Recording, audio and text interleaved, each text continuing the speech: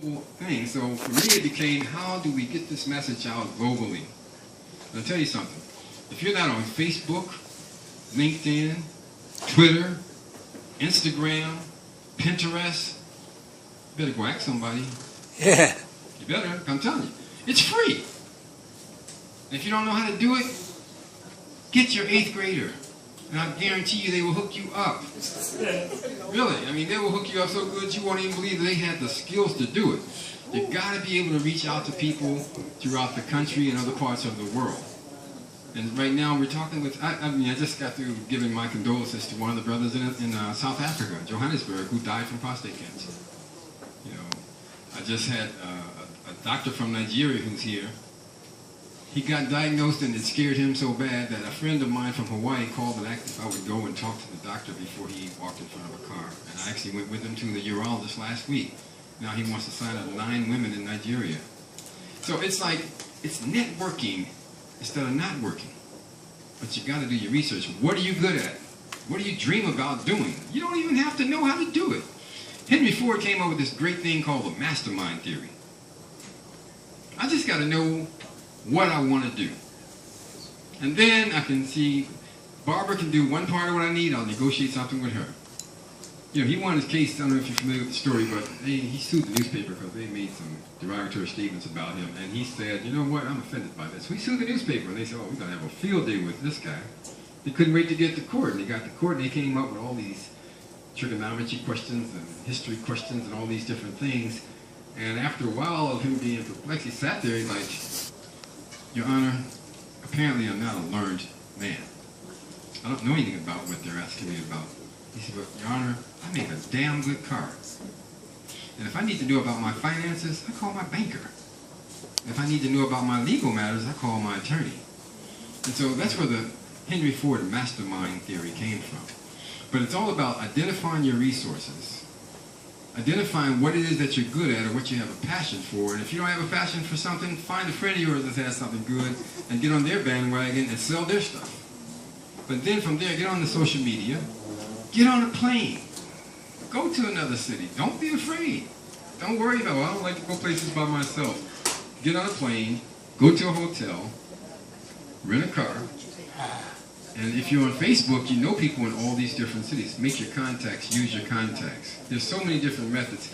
I don't have an orthodox method of doing it. It's kind of like you got to see yourself where you want to be yourself. You know, if you're breaking a brick in martial arts, you look at the brick and you break your hand. You got to look through the brick.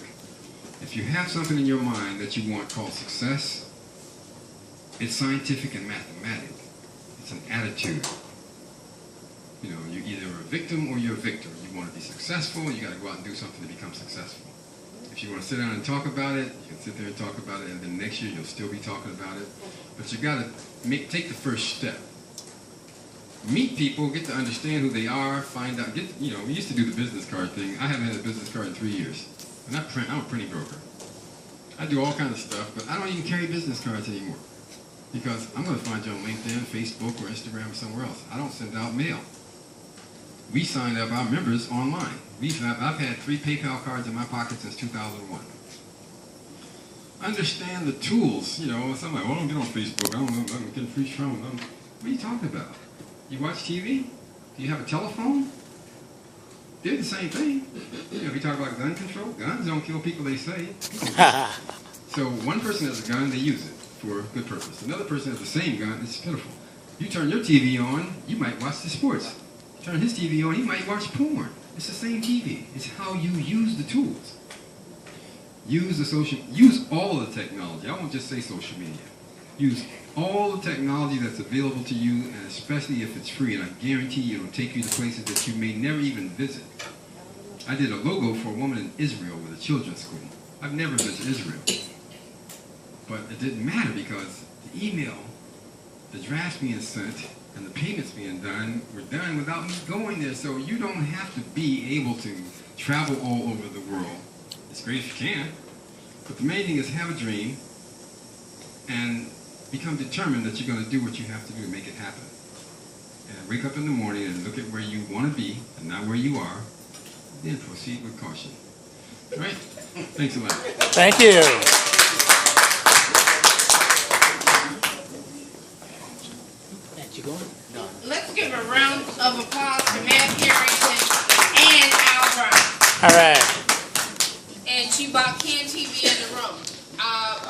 Ernestine Standberry actually produces our show for Can, and I want to thank her for inviting the Can TV photographer out. And Ernestine? All right, Ernestine. I'm glad everybody came out. I'm so thankful for Calvin. You got me, you get me on there? Okay, good. I want to keep it 100. And keeping it 100 is, what's most important for any society? Somebody want to answer that question for me? Life. To the happiness. People. People. And God called me and many women to be silent no more. Whatever you're doing, and if you can talk and whatever you might like to do, and whatever your hopes and dreams are, having respect for life, for the ones that are unborn, that is what makes a society grow. That's what makes a society better. And the International Prolife Federation, there's no dash in my organization because it means to have a better life. And it means that we're a political NGO. We try to change bad laws. We try to change laws like Roe v. Wade. And believe it or not, it's like Facebook. And that's how I ended up meeting the young men who are sponsoring the chapters that I have in Kenya, Nairobi, Kenya, Johannesburg, South Africa, Accra, Ghana, Kampala, Richard Sampalo, African Life Youth Foundation. We have Cass Peterson and Charles Quest. He's in Accra, Ghana. But the point is, these young men are very entrepreneurship. You know, just like Richard Sampalo. He has an organization, he plants a lot of produce. So, see, God is bringing me into commercial. Just by doing what he called me to do. He called me to stand for life. And by him planting, and they have, we're going to start exporting coffee beans from Uganda, which are supposed to be the best, you know. And it's going to be called IPF.com, items priced fairly. And being hooked up with Food and Water Watch, found out that it's better to drink house water. So my company will also be bottling house water. And, you know, because a lot of people, you know, your water, you don't want that water to sit so long in plastic bottles, you know. And it's like sponsoring what we're trying to do to help people. But I'm so proud of them because, and you can read about them and see pictures of them because they're very, very proactive. We already have a school in Kenya. It's called the Wisdom School. So we, it's like educating people. There's no age limit, you know, where they feed them and also clothe them and also educate them. And you will see the Kenya group, they're all together with the t-shirts on. But what I'm so glad to know, the women all over the world, United Kingdom, United States, Canada, Australia, Ireland, and different places, they're standing up and being silent no more about this issue. And when they talk about gross domestic product, you know, the scientists now what they're doing, they're taking the number of aborted babies, subtracting all of that to your gross domestic product, and they're finding out that so many countries are losing because of the fact of aborting and killing their people. And matter of fact, now they say in certain countries like Asia, different countries, they have a shortage. And so what they're doing is different countries now, especially Europe, they're promoting and giving a lot of incentives for people to have children. That's something, you know. When the problems that man may come up with about, oh, we got too many people in the world. Well, God didn't say that. And we want to keep people because the point is, that's the only way you're going to do anything for any society. You got to keep people in the society to make a society. Not saying that, I'm not always saying that population growth means economic growth either. But I'm saying that one thing you guarantee that people will produce. So you have to have people. So no point in having and going by laws that are creating genocide for people. And plus now they're saying all over that it's also connected to breast cancer. We didn't have this breast cancer uprising till after the abortion issue, botched abortion. So proud to work with Mark Crutcher, who used to be really big with the car industry. And I dub his shows Life Talk every month, where he gives us all kinds of news on what's happening in the real world. And when you think about, we all have a voice, we all have dreams, we can all say what we want to do and do what we want to say. Look at the children that we don't even bring into the world who have life. Look at the people who we're killing, you know. So sometimes just having a feel for the unborn, matter of fact, now saying respect for the unborn causes a respect for life, and it decreases the violence in the society. So that's the purpose of the International Prolife Federation. And then, like I say, I'm standing on what God called me to do, and he's bringing me into another realm of that, whereas it's going into being entrepreneurship, commercial, and that's a blessing. It's still a blessing either way you go, because we still want to keep our mission about standing up for the right to life. To me, that's the most important thing anybody can do, you know, stand up for the right to life, and just understand this, and I found this out from Mark Crutcher. On Sundays in Florida, but it's one reason why I like Cardinal George, because Francis Cardinal George, when I was having all my problems with the Clintons, I was locked up from 1995 to 1999 when that ex-first lady called in the White House. And you know what, when I went to Cardinal George, when they put my youngest son in DCFS, he was the only one who prayed for me, the only religious person that prayed for me in the city. That means a whole lot. That's why I had to make a statement about him, because I couldn't get no other preacher to do it, and some were so impressed by the Clintons, they wouldn't do it, and they were paying everybody. And matter of fact, I went to Nation of Islam, they wouldn't help me. I went to Jesse Jackson, they wouldn't help me. I was a member of the NAACP. When Reverend Roberts left, who was Republican, they wouldn't help me. So I went to all black organizations. And this is why I think he's one of the angelic cardinals, Cardinal Francis George. All right. Thank you, Ernestine. At this time, we're going to take a dinner break. I'm going to invite Michael Paul Anderson to come up, and we're going to bless our food. All right, Michael. Michael is actually one of our sponsors tonight and one of our vendors.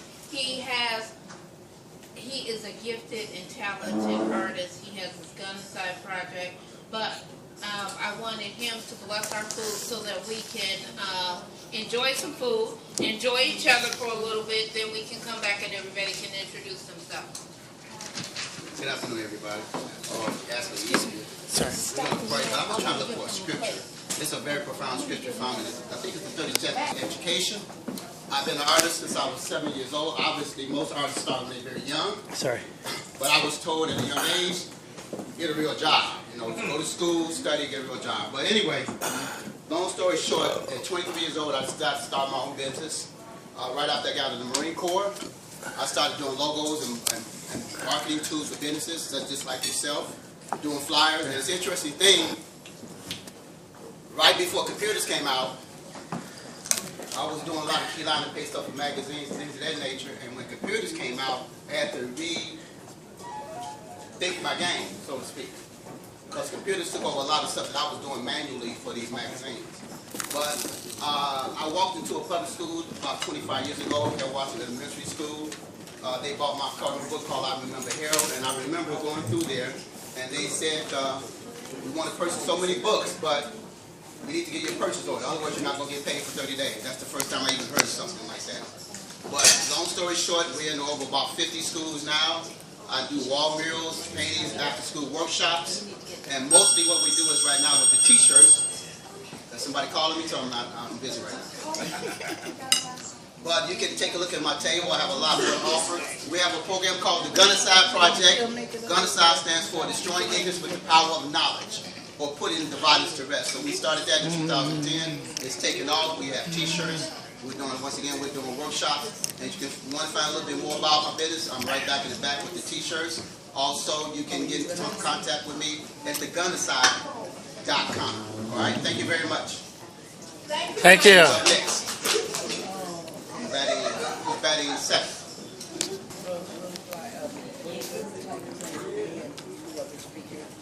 Thank you.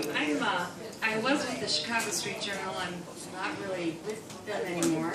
Barbara Giles and Real Deep, who came in, I think he stepped out for a minute, but they are here to take ads. I guess Barbara Giles is walking out. If you want to buy an ad with the Chicago Street Journal, which I believe is printing next week. So Barbara Giles and Real Deep are the people to talk to about that. I'm working with a company right now in moonlighting with a construction company, and I told him that I would put in a little plug for anybody who needs to have countertops, floors. The name of the company is Baptiste Interior Professionals, and Curtis Baptiste has 39 years of experience working as a general contractor, and primarily with granite countertops, any kind of floor, any kind of construction. He's doing everything from the Chicago Public Schools, who he's doing gyms for, and bathrooms, to rebuilding a barn for somebody. So, you know, it runs the gamut, and I just wanted to let you know, if you have any kinds of projects that you need to do, please let me know, and I'll get you his information. Thank you. Hi, everybody enjoying their food. I hope you're enjoying it, because I'm the great cook from B&G Catering. I cook with wholesome products. I use all wheat products. I don't use any artificial anything. My slogan is allergy free by B, because I'm allergic to shellfish, eggs, and mostly everything is made with eggs. So I had to learn how to cook, because people use eggs for cornbread, dressing, macaroni and cheese, cakes. So I learned how to cook without using those products. And then a lot of my customers are high sodium, they can't have high blood pressure, diabetes, kidney dialysis. So I had to learn especially for them that you could substitute a lot of salt with herbal stuff. And all my ingredients are so expensive that normally every month I spend $200 on just ingredients alone, because you can buy cheap products that's not good for your body. And I try to buy good products, because you are what you eat. And I like to see people get well, not sick off of food. So I take a passion in my food, and I take it to heart. And I be up at 3 or 4 o'clock in the morning, seasoning, cleaning chicken, and put it on the grill. And I take the whole tomatoes and I make my own spaghetti sauce, because all the other spaghetti sauce have artificial ingredients and they have a lot of sodium. And as you know, the #1 killer for black people is high blood pressure and diabetes. Thank you. I am a diabetic myself. I've been a diabetic for 15 years. I was always a gestational diabetic when I was pregnant, but after my last child, it carried over. My father died from renal disease due to complication with diabetes. So that's why I really learned how to cook food. Also, I am trying to start a business with taking women and men to correctional centers. It's a lot of people that's in jail, can't read, can't write. So I'm forming a team to go into the Cook County Correctional Center to go and address these issues, because while I was incarcerated, I found out that most of the people that's in there have only completed 8th grade of education. And they don't even know how to write to their families, their children, and a lot of them don't even have money to even make calls. So while I was there, I formed a coalition with the women that knew how to crochet, make their own gift cards, and what they do is they mail them to me, I sell them, and I put the money on their books. So then in return, they can call their families. Because Bush owns the company for the commissary.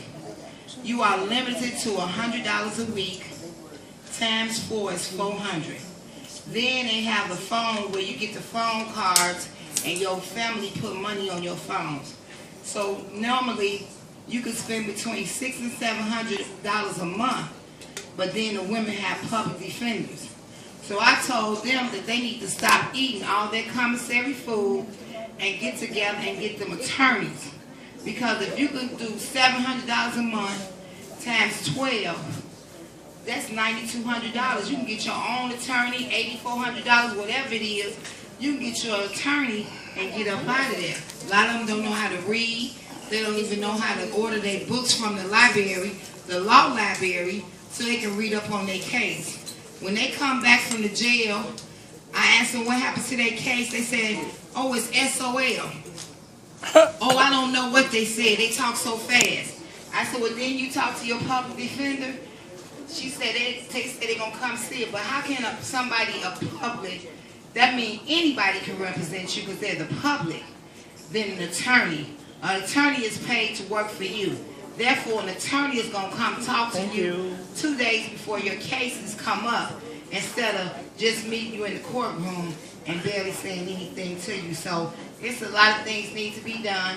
And thank you for supporting me with the food, and I'll cook for you guys anytime. Thank you. Hey everybody, how you doing? Good, good, good. My name is Compton McDonald. I'm a graduate from DePaul University. And I'd like to talk to you about importing, exporting. Where do you need me to start? Oh, behind you.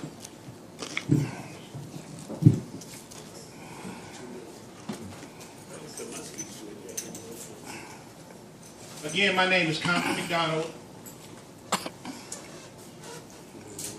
When I received the invitation, the invitation stated that this event would be around global marketing. And so I wanted to come in with material to share with the group about the subject of global marketing. Part of my accounting education included business science, and it included information about your fork is global in your marketing. napkin. Yeah. So I keep repeating that there's a theme here, okay? Take the strap off because it's now what I shared with everybody, this document here is for those of you who are interested in becoming importer-exporters and you really have never done it, this is a good startup document. It shows 6 steps, 6 very specific things that you should be doing if you're going to be a successful global marketer. And what it says is the first thing you should do is take a free export readiness self-assessment. Step 2, training and counseling. Step 3, create an export business plan. Step 4, conduct market research. Step 5, find your buyers, that is your customers. Profile your customers, know who they are, know their identity, their demographics, etc., so you know who you're selling your product to. And step 6, finally, investigate the financing available for your small business to export foreign investment projects. The United States government has a wide variety of resources available to encourage United States citizens to export products. You can tap into that by going to government website. They will provide you with information, direct you to financing, and the city of Chicago also has, down on the 8th floor, they have training available that you can access, as well as the SBA, the Small Business Administration, They're on I think they're on the 22nd floor on Clinton and Madison. And they have some free classes, but a great many of their classes, a lot of people don't know this until they get involved, but many of the SBA classes are for pay classes.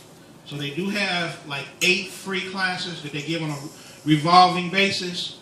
Then everything else you practically have to pay for. But it's information. It lets you operate from an educated standpoint. And that's some things that I'm sharing with you. Finally, I'm going to kind of wrap this up on 2 items. This was a chapter out of a book that I took when I was going to school. And the title of this chapter is Doing Business in a Global Market. And one of the things they wanted to build your vocabulary about doing business with other countries so that you can understand things like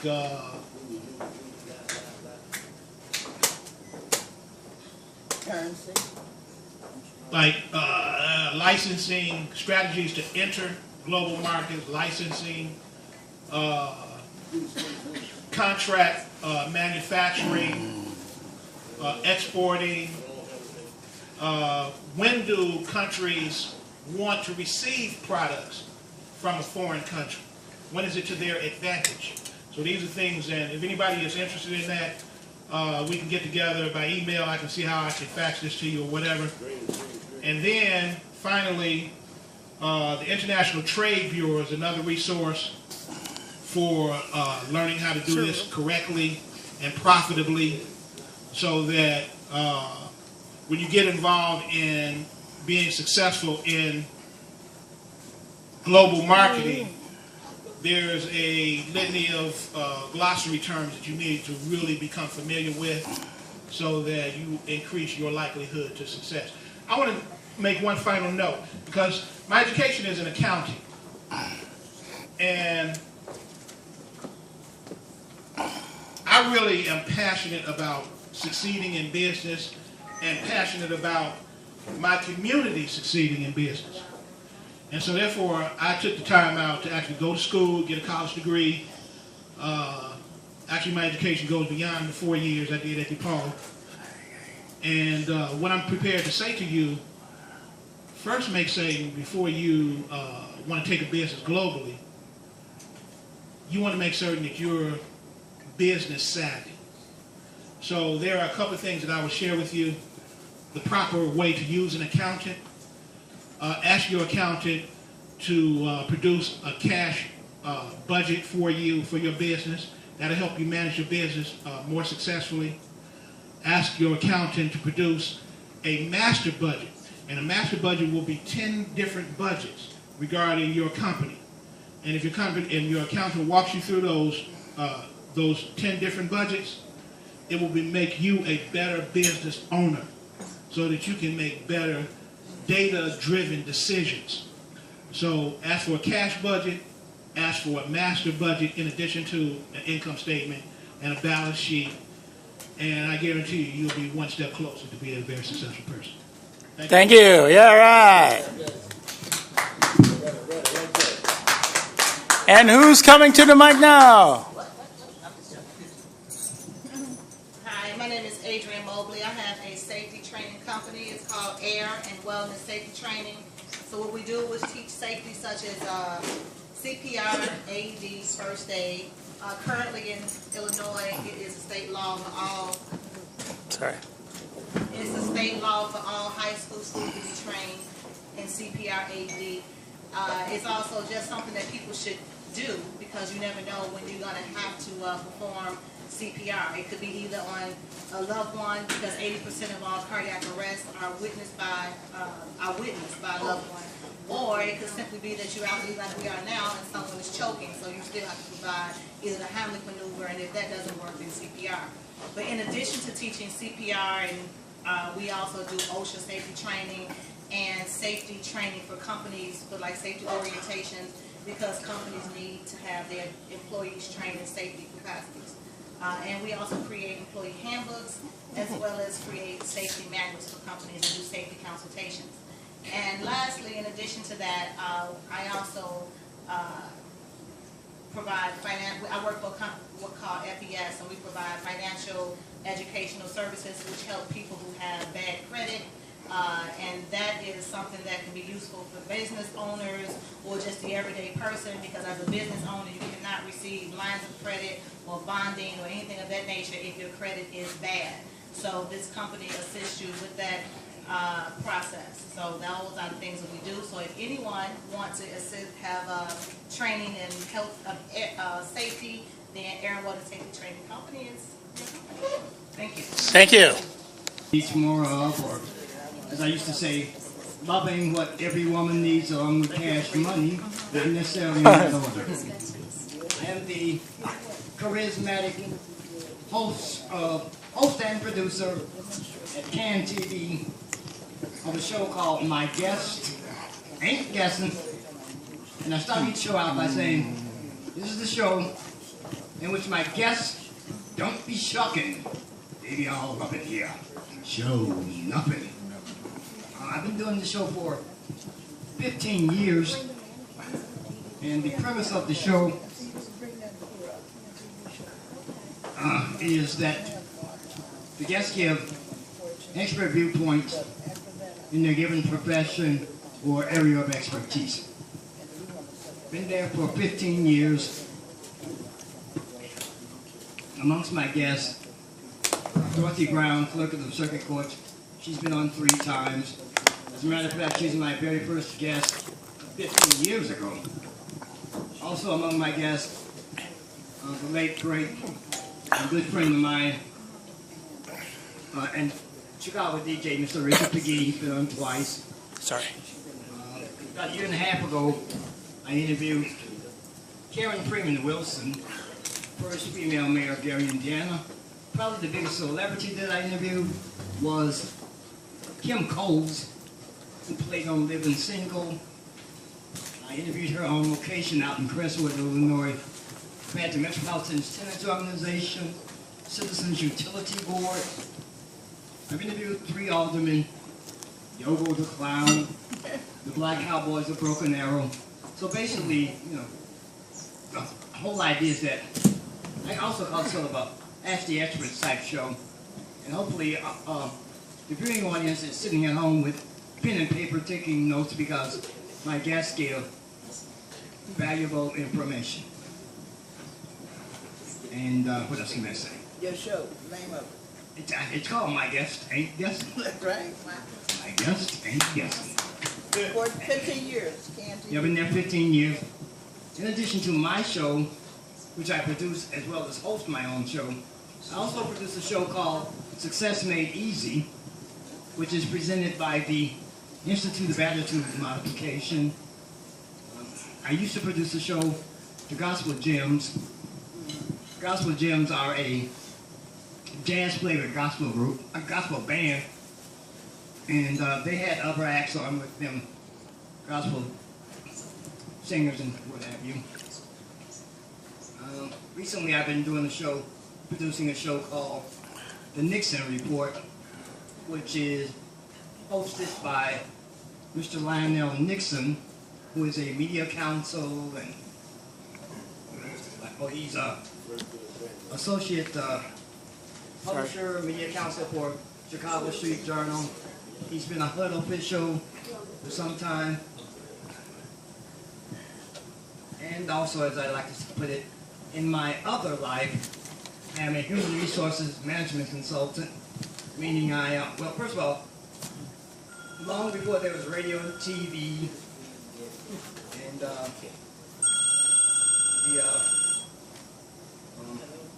as a motivational speaker, I'm also, used to be a member of NASA, which is the National African American Speakers Association, and I went under the moniker of Leon Loving, the Gentle Breeze, aka Quiet Riot. Okay?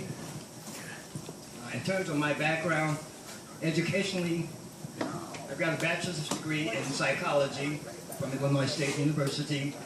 I applied this bachelor's degree in psychology to business psychology, which equates to personnel, or human resources as it's currently called. I've been employed by a couple of hospitals. First out of college was Oak Forest Hospital. I was at one time manager of training and employment for Woodlawn Hospital, and I was also assistant director of personnel for the Dawson Technical Institute, which is part of City Colleges. And I've been, struck out on my own some years ago and do human resources management consulting, which consists of recruiting, writing personnel policies and manuals, etc., etc., etc. So thank you. And I see Ms. Spears is about to come up and repossess the mic. She played the role of repo lady. Okay. Thank you. So I started Hood Hope Movement to be an umbrella for all the organizations that were doing work to unite for a common cause of putting an end to senseless violence and creating economic opportunity in disenfranchised communities. That's our mission statement. Also, I wanted my target market to be a little different as far as I want the people that don't like church. I want the youth that do not go to youth centers. I want the youth and the people that do not like the mosque. And I need the people to understand that all this Jehovah's Witness, Muslim, Christian, and Hebrew Israelite, all these are just words. And sometimes they can amount to superficial titles being used to divide us. It's only two kind of people. That's either you good or you bad. You can be black, white, or yellow. Are you good or you bad? You can be a Muslim, you can be a Christian, but are you good or are you bad? And if you are watching bad take place and you're not doing nothing about it, then what does that make you? You see, because we are not just a people sent here to earth just to take up space, breathe air, eat food. It's a purpose for everybody that's here on earth, and it's sad when people don't realize their purpose and we're perishing because of that. With Hood Hope Movement, when I came home, I stayed in the halfway house. I didn't like it because I just came home from doing 15 years. But then I began to see that God had me on a path. There was no, I couldn't just resist and keep on rebelling, or I wasn't going to get the instruction and the guidance that I needed. I became the coordinator of a youth center on Madison and Keeler. This I've only been home 2 months. And I'm doing 15 years, so they did the background check and all that, but I have no perversion in my background, so I'm able to work around you. I just got guns, drugs, typical madness. And we built a studio in there which attracted a lot of youth. I worked with Reverend Jones from Fathers Who Care. I worked with Build. I worked with Benny Lee. I worked with the Saber Foundation. All this within like a year span. We was putting on hip-hop shows outside with the 18-wheeler flatbed. It was free. Like, we wasn't charging people for this. We was cleaning up lots for free just because we felt like cleaning up the lot. And from there, I migrated to our South when the murder rate shot up last summer. I migrated to our South so we can deal with that situation hands-on, and I ended up getting a community center on 61st and St. Lawrence. So we held that down for about a year, did the back-to-school programs and hip-hop parties and talent shows and all that, and finally through a whole process of gentrification and me beefing with the aldermen and those crooked sellout pastors and stuff over there, we ended up losing that spot. But we still out here working. For example, I'm at this meeting and we still got stuff going on.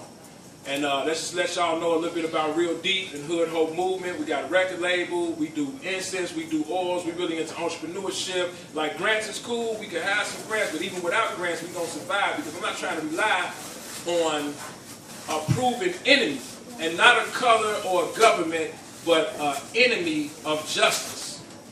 And I haven't been seeing justice from the side where I need to see it from. So that's all I want to say. Thank you for y'all time. It was nice meeting y'all. I enjoyed the whole evening. Mark Allen. Nothing much. Hey, Real Deep. Let's do it. Too deep. Yeah, I've seen people once a month take pictures and I never even say. So can I count you? Come on. This guy said, no, take you on the bow tie bag. Come on. Brother, both. I got a bow tie. Anyway, tell your story, son. Hey, good evening, everybody. I guess I gotta come to the middle by the podium. First of all, I just want to let everybody know my name is Augustine Emuwa. I'm the son of Ernestine Standberry. Say that! So yeah, that's my mom. Say that! Really proud of her tonight. So yeah. I'm so glad he made it. Yeah. So I can just give you a little bit of a backstory. It's funny that young man came up earlier talking about being in an incarcerated situation. A couple of years ago, I actually was inspired to run a small school inside of Department of Corrections Division 9. And in that school experience, you know, one of my uncles is doing a pretty large bid around the same amount of years as the young man who previously spoke. He encouraged me to really take that position on. I had started out as a teacher on the west side, and I got recruited to run this school in this prison. So being in that population and seeing so many men of color get so many things that happen to them and get unjust treatment within that place, it made me want to kind of like, I guess, give them a different kind of experience. And show them, you know, from my own self that, you know, we don't have to talk the same type of talk and act the same type of way for street cred or whatever the situation is. We just got to be ourselves. We got to be us. So I started dressing different, carrying myself different. And then all of a sudden, you know, I started experimenting with clothes and style and that kind of thing. And it was just the right time because the job had got so stressful, dealing with so many different things happening. You know how those kind of things is. It's just a real rough place.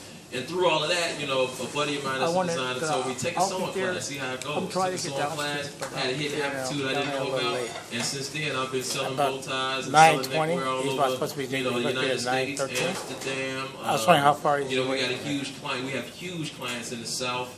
And I've been doing that for a while now, all while holding down an educational leadership position now. So, you know, you can find me on both spectrums. I'm a creative, I'm a designer. I'm also, you know, in school leadership. Right now, I'm currently the vice principal of Sullivan High School on the Northside. You're talking 43 languages, and it's a heck of a job because we turn the school around.